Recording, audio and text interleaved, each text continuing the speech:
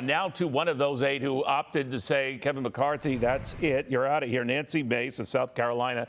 Congresswoman, good to have you. You heard of one of your critics, it was actually by extension, you and the 7 others who voted against the speaker, said that you're fundraising off of this. What do you say?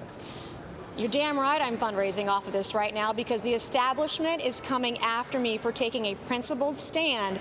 We need to have a budget. We said we would have a budget. We need to have 12 separate up or down spending bills. We promised the American people that we would do that.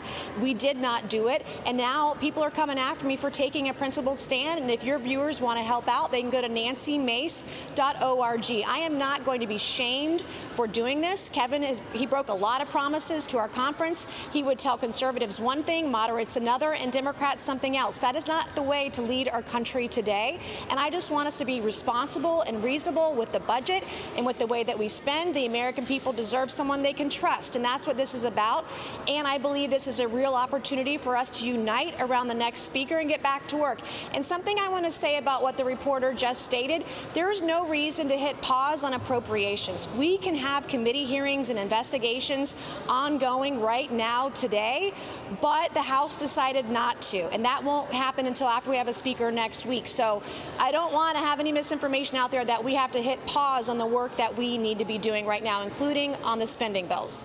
You know, I understand what you're saying on the fundraising part, but you would criticize Matt Gaetz for effectively and essentially doing the same thing back in January when he was leading efforts to topple Kevin McCarthy.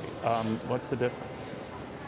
Well, I didn't hit send until after my vote and until after I had been threatened over and over again in the days leading up to this vote over fundraising drying up for me because I was taking a vote of conscience, taking a principled stand at being responsible for spending, and I'm going to continue doing it. Who was threatening you, Congressman? Members of Congress and leadership, different groups outside here on the Hill that think they can... What were they saying? Oh, that they were saying that fundraising would dry up, that I would not be helped, that I would be on my own. I'm still receiving those threats today. So if people want to help, they can go to nancymace.org. Okay. So let me get your take on this, because it seemed like things turned south very quickly with Kevin McCarthy. I'm not there day by day, Congressman, so I apologize if I'm not aware of something that I should be. But what happened? I mean, obviously, I know you pushed a lot of these women's issues and the like. They were important to you. I get that. But there are a lot of issues important to a lot of your colleagues that didn't go this far. Why did you? A lot of promises were made and promises were not kept. And it wasn't just about the budget or the separate spending bills. We were promised that we would have a balanced budget amendment before all of this went down. It never happened. And again, we have a former speaker who failed. He made a lot of promises to a lot of different groups. They were all different promises, and you can't lead. And you know this, Neil. We're not going to agree on everything. It is good and healthy to have debate. We should put spending power back into the hands of the people like we promised we could. And I simply want a speaker who will tell the truth no matter what, who's willing to work with everybody, because that's the way this place should work. So let me ask you, there's a move afoot right now, maybe because of this, and maybe this gets back to your threat comment, that you could be kicked off the, I guess, the House Republican Governance Group. I'm not sure if the term is right. Have they already told you that? You're off. Well, that's the rumor, and there are other groups that are looking to kick me off as well. And, you know, that's not right. I have always said that I am willing to work with anyone willing to work with me. But I'm from South Carolina. When I look you in the eye and I make you a promise and I shake your hand, I'm going to keep that promise. And the American people deserve a speaker who's going to stand by his word for them.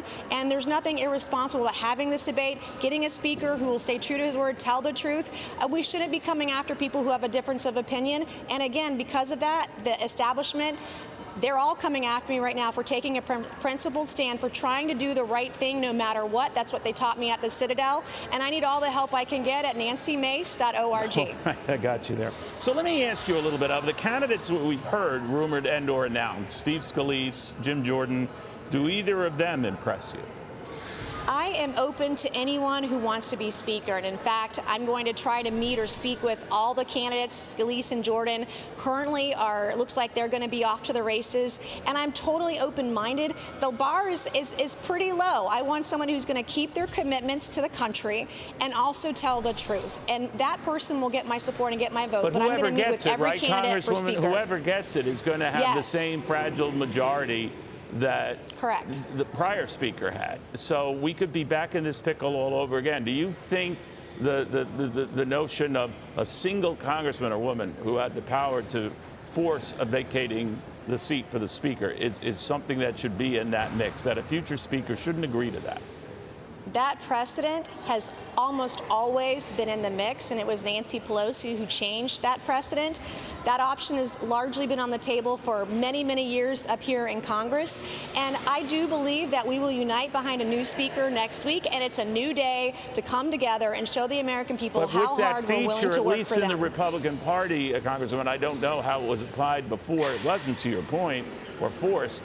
But it does make this type of thing more likely. I mean, this could become almost a routine. Does that worry you? And does it worry that your vote now chimes exactly with every House Democrat? So you are in sync with them more than you are the majority in your own party.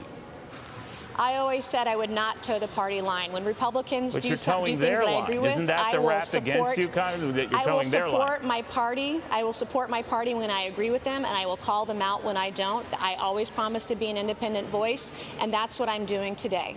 But you're in concert with Democrats, not fellow Republicans.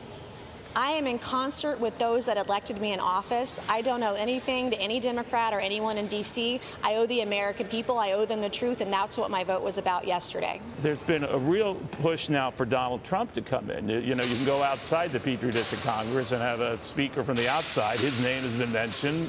What do you think of that? Well, we'll see what happens. I know that there are different conference rules about who can and can't be speaker. I want to fact check that before I comment on it. But I'm going to meet with anyone who is going to run for the speakership. I don't even know if he's going to run, but I do know that Steve Scalise and Jim Jordan are throwing their names in the hat, and those are the two people I'm going to be speaking to this week. What about you? Would you want to get in the mix?